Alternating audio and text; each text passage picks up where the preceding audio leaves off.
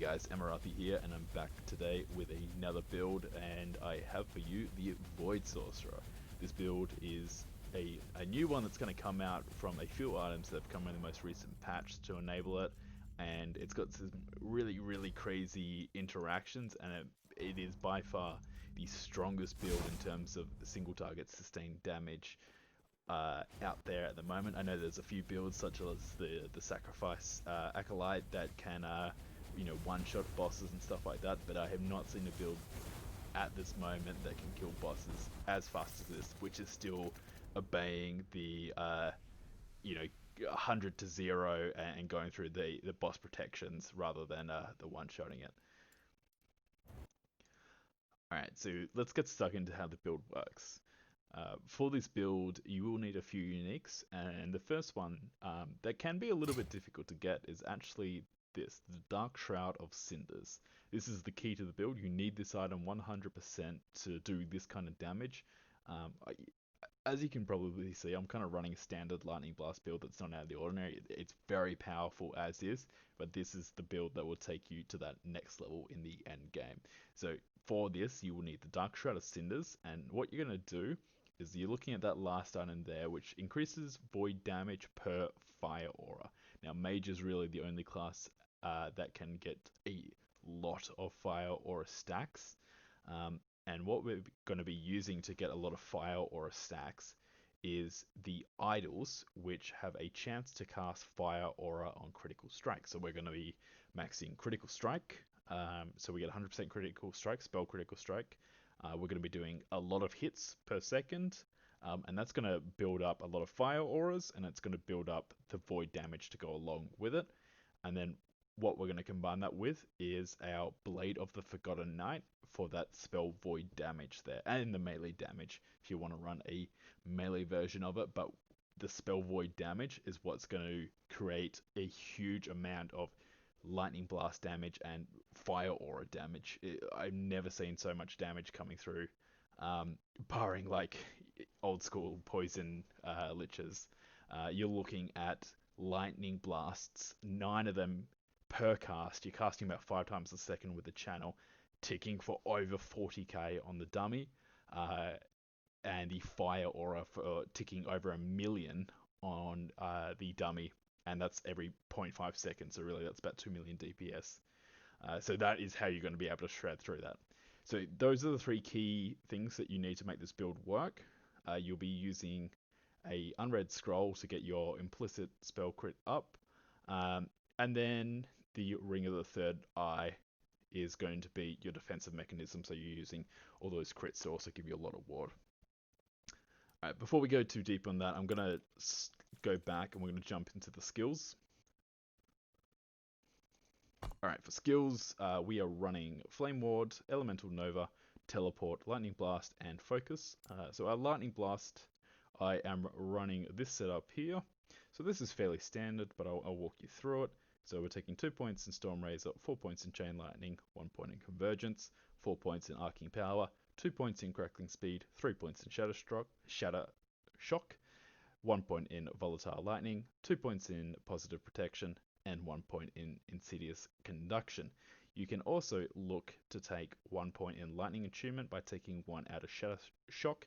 You may find having that permanent 25% less damage taken is more valuable than the gazillion damage you're going to be doing already, and damage isn't an issue, so you probably don't need more of that. You want more defensives. For Flame Ward, very important, is we're actually going to be taking Fire Aura and then 4 points into Eye of Flame. So you've got the 3 points in Dilation as well, 4 points in Through Flame, 1 point in Flame Remnant. This is just a nice thing to have for the haste. It's not necessary. You can spec more defensively, but I found that this is better for speeding through monoliths. 1 point in Stalwart Defense and 5 points in Barrier, and then the last point just going into Infusion, but it doesn't really matter. You can convert it to a Frost Ward, or you can take 1 point out of Barrier to go Lightning Ward. You're doing void damage, so it doesn't really matter which type of Flame Ward is coming through. Oh, sorry, Fire Aura is coming through. For Teleport, we are running 5 points in Crystalline Passage, 5 points in Plasma Protection, 4 points in Elemental Affinity, 1 point in Elemental Dawn, 1 point in Elemental Dusk, 1 point in Elemental Midnight, and the 3 points in Time Dilation, so just helping with the protections there. For Flame Ward, oh, sorry, we've done this one already. For Focus, we are running 4 points in Desperate Meditation, most important one. With a big mana pool, this is what's going to get your mana back very, very quickly. 3 points in Energy Battery, 1 point in Energy Infusion, 5 points in Everward, 5 points in Prison Barrier, and then the last 2 points into Mana Flooded. And then finally, Elemental Nova. Now, you don't need to run Elemental Nova. You can run Meteor, Glacier, Volcanic Orb, whatever you want, really. It's just your AoE skill. You're going to be doing so much damage with your Fire Aura stack, so it doesn't matter. It's just flavor. I like Elemental Aura because, one, it's going to cast very quickly, and it's going to cast in a large range. I don't even use the cast Elemental Nova at target. I just like the synergy between that and Teleport. So my setup is I'm going to go for the mini Novas, essentially. So 1 point in Lightning Nova, 5 points in Elemental Expanse, 1 point in Luminaire, 1 point in Silent Spark, 1 point in Charge Destruction, 5 points in Spark Charges, 1 point in Overcharge, 1 point in Ice Nova, 3 points in Glacial Might, and 1 point in Spreading Frost. For passives, we have 30 in the base class, so we've got 8 points in Scholar, 8 points in Arcanist, 1 point in Reactive Ward, 5 points in Mage Flurry, but you don't need this. It was just kind of sitting there from when I was testing things out. The cast speed doesn't really help too much. It's really just about the delay time between your channel. So you see how there's a slight delay there. Cast speed can help increase that. 10 points in Knowledge of Destruction, 5 points in Warden because you're going to be getting a lot of ward. 71 points in the Sorcerer's Tree, so most important, Calculated Destruction, 8 points there, 8 points in Mana Shell, 10 points in Wisdom, 2 points in Whirling Snow, 8 points in Crackling Precision, 5 points in Arcane Obliteration, 2 points in Chronomancer, 1 point in Arcane Insight. Actually, this is probably the most important, which is 5 points in Distant Spark. You may have seen my previous video, but this is an absolutely crazy skill. And when you're critting 100% of the time, it just means that you're doing 30% additional hits that are going to scale with your spell damage. So these Spark Novas are all going to benefit with that additional Void spell damage coming through. And they're going to AoE and also crit themselves and add more Fire Aura. So that's an additional 30% to whatever you would normally be getting. It does tax a lot on your computer though, because producing that many graphical effects, you can have those 0 FPS moments. 8 points in Elemental Ascendance, 5 points in Spellslinger, 5 points in Archmage, and 4 points in Recollection. Lastly, 8 points in the Elemental Affinity for the Spellblade.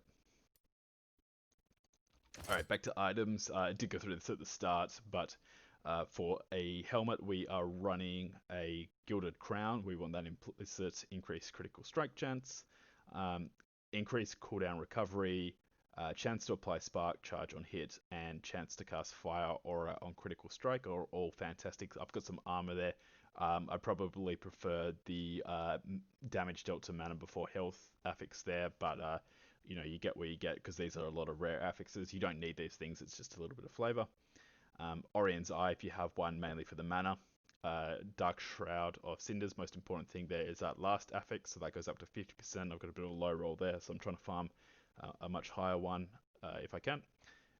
Blade of the Forgotten Knight, you want your maximum spell void damage, so I'm lucky I got a perfect 50 spell void damage there.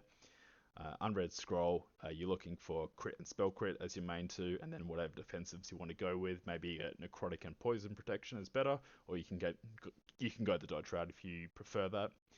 2 Ring of the Third Eyes, doesn't really matter on the stun chance, it's not going to make too much of a difference. Bronze Belt with dodge rating and set glancing, and critical strike avoidance. Your gloves, you want Solarian Braces for the implicit crit strike chance. Leech, cast speed, crit strike avoidance, all really good. Mana's also fantastic. I don't. So I've got a blessing that gives me glancing blow. If you don't have that, swap out your leech with glancing blow here. Arcane boots, set glancing blow, critical strike avoidance, move speed, and increased dodge is probably going to be your best one here, just to synergize with your dodge belt. And I'm running a Sunrise emblem, but you can also run the crit multi one. What you want here is just a bit more crit. You set glancing blow and whatever defensives you want to run up. Like I said, with the adorned idols, you want the maximum chance to cast fire aura on critical strike, and then ideally chance to gain lightning aegis when hit would be your next best one. Well, there you go, guys. Try this build out if you've managed to collect some of the items and have a bit of fun with it. It will probably cop a nerf when they start looking at rebalancing. I'm really interested. I think this is such an awesome design because it did encourage me to like think outside the box to make use of this. With a mage not having access to any void damage skills to scale off, I'm like, how does this happen? You know, how do I make the most of this increased void damage, because mage is really the only one who can create a lot of fire auras. And yeah, you know, luckily this item exists in the game, and it's a really nice item as well with the haste on hits, great, the attack and cast speed, fantastic, a bit of void damage, and the high base attack rate is also really good. So I was running a Mana Strike variant of this before. For those who have seen my previous video on my Mana Strike build, it is just as powerful. You're getting about 150 to 200 stacks. Lightning Blast channeled, you're going to get 250 plus. So Lightning Blast wins out, but you know, play the way you want to play. If you prefer a certain play style, it's, you know, we're still in beta here, so enjoy it. I think this is a fantastic build. Really makes me wonder what's coming for the Rune Master, and if this was a bit of a hint as to some of the abilities and passives and that might happen for the Rune Master class that's coming through. But yeah, tell me what you guys think. Try it out. If you reckon there's a build that can go toe to toe with this, I'd love to hear it. And if you've got any ideas on how to improve the build, please let me know. Leave a comment down below. I can always be reached through YouTube or Discord. I'm always sitting in the Mage channel, on the Last Epoch Discord, or hanging around the forums if you want. Cheers, guys.